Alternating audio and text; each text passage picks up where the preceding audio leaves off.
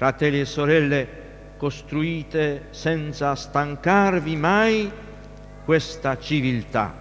Lavorate per questo, pregate per questo, soffrite per questo. All'interno della scuola è il rapporto educativo che si vive con gli alunni. E quindi il vero tema dell'emergenza educativa riguarda i ragazzi, ma riguarda soprattutto gli adulti, cioè noi. Giovani che non hanno avuto davanti a loro adulti, che hanno potuto portare in cuore questo, non avranno nulla da poter imitare, se non la noia.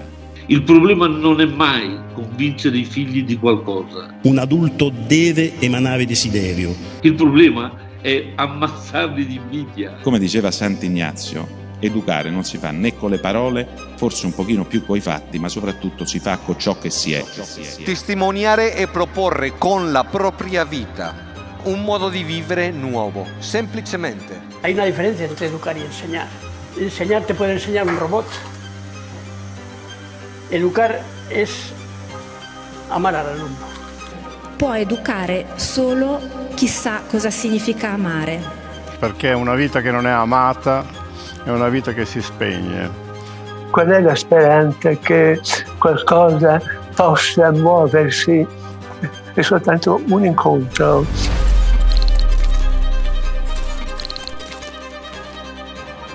Cioè, vivere nel luogo in cui sperimentare quotidianamente quella forma di ribellione, che è la ribellione al nulla, alla morte.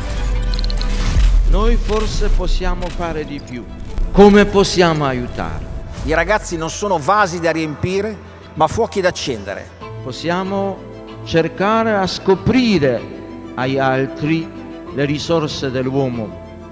Un'educazione integrale all'umanità è possibile nelle scuole in cui il cuore dell'educazione è l'educazione del cuore. La libertà è l'obiettivo dell'istruzione e dell'educazione. E quando dico io esprimo totalmente la mia libertà.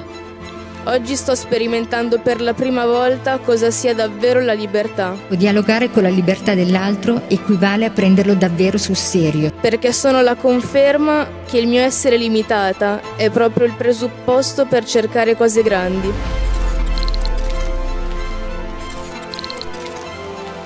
Ci vuole un io ben incarnato. L'unità della persona comincia dal fatto che uno mette il cuore in quel che fa. Accompagnare un altro ad entrare nella realtà, nella mia vita sorprendentemente ha voluto dire essere educato, accompagnato, amato nella stessa dinamica.